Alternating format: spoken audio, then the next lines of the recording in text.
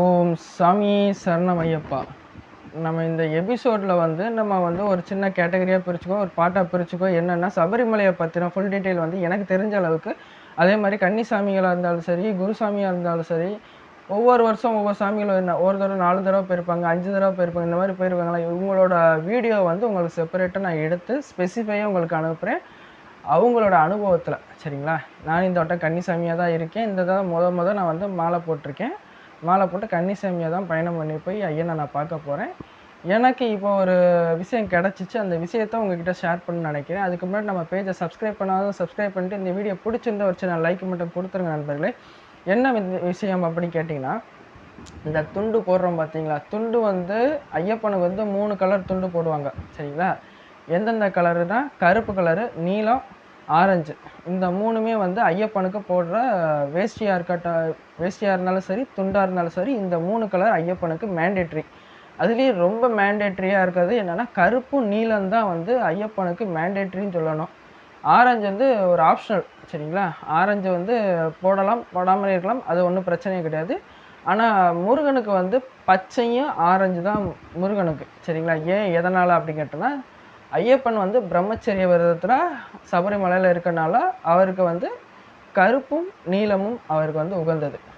முருகனுக்கு அவர் ஃபேமிலியாக இருக்கார். அவர் எல்லா இடத்துலையும் ஃபேமிலியாக தான் இருப்பார். அப்படி இருக்கும்போது அவருக்கு நம்ம பச்சையும் ஆரஞ்சு நம்ம அவருக்கு கொடுத்துருக்கோம். நம்ம உடை அணிஞ்சு இங்கேருந்து போகிறோம். சரிங்களா? இதில் இந்த துண்டு எதுக்காக நம்ம கழுத்தில் அணிகிறோம், அது எனக்கு ரொம்ப நாளாக இந்த ஒரு டவுட் இருந்துகிட்டே இருந்துச்சு. இந்த துண்டு எதுக்காக நம்ம அணிகிறோம் அப்படின்னு கேட்டோம்னா, இந்த துண்டு ஏறக்குறைய கடவுளோட சன்னிதானத்திற்கு சமமானது இந்த துண்டு. எப்படி அப்படின்னு கேட்டிங்கன்னா, நம்ம இந்த போட்டிருக்கோம் பார்த்தீங்களா மாலை. இந்த மாலையை அவ்வளோ சீக்கிரமாக வெளியே காட்டக்கூடாது.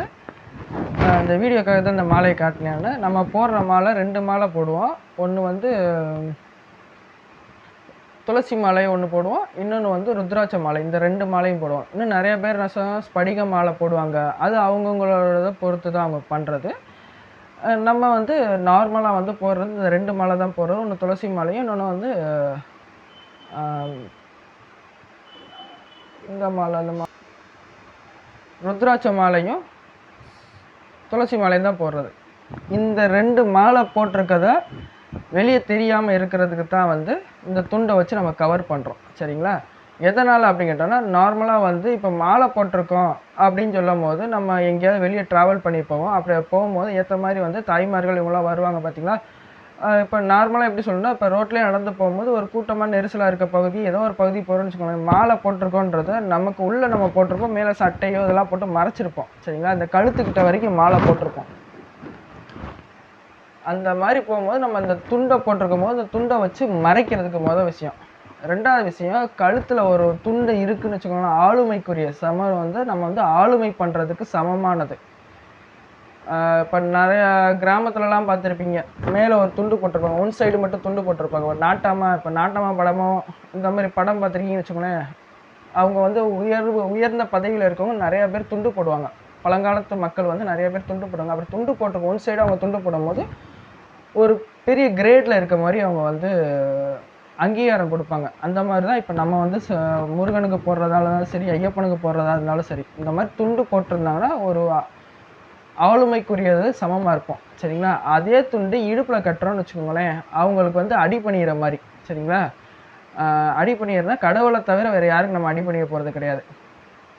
சரிங்களா? அதே மாதிரி எந்தெந்த விஷயத்தில் எந்தெந்த இடத்துல நம்ம அடி பண்ணிடணும், அடி பண்ணிடக்கூடாது அப்படின்னா, கடவுள்கிட்ட நீங்கள் அடி பண்ணிடுறது தப்பே இல்லை.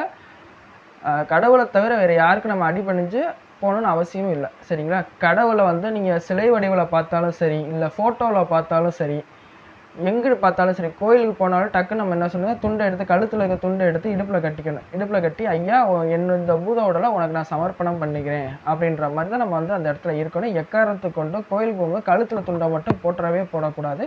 இடுப்பில் நீங்கள் கட்டிட்டு போகணும். இதுதான் அந்த ஒரு விஷயம். சரிங்களா? சிம்பிளாக சொன்னோன்னா, அந்த மாலையை மறைக்கிறது தான். மாலையை நீங்கள் சட்டையை பட்டன் வச்சு மறைக்கலாம்ல. சட்டை பட்டனை வச்சு மாலை நீங்கள் உள்ளே போடுற மாலை வெளியே தெரியாமல் சட்டை வச்சு பட்டன் வச்சு மறைச்சிக்கலாம். ஆனால் சப்போஸ் இவங்க மாலை போட்டிருக்காங்கன்றதுக்கு அடையாளமே இந்த துண்டு தான். இந்த மாதிரி துண்டு தான் வந்து நம்ம மாலை போட்டிருக்கிறதுக்கு மெயின் அடையாளமே. இவங்க வந்து சாமிமார்கள், இவங்ககிட்ட வந்து சுத்தபத்தமாக இருப்பாங்க, இவங்ககிட்ட வந்து நம்ம எதை சீண்டக்கூடாது, எதுவுமே செய்யக்கூடாது அப்படின்றதுக்கு முக்கியமான விஷயம் வந்து வெளிக்காட்டுற விஷயமே வந்து இந்த துண்டு தான். இந்த துண்டு வந்து ஐயனோட சன்னிதானத்திற்கு சமமானது. இதுதான் மக்களே. தெரியாத விஷயத்த 4 பேருக்கு ஷேர் பண்ணுங்கள். உங்களுக்கு எந்த விஷயம் தெரிஞ்ச விஷயமா இருந்தாலும் கமெண்ட்டில் நீங்கள் கமெண்ட் பண்ணுங்கள் மக்களே. நன்றி, வணக்கம்.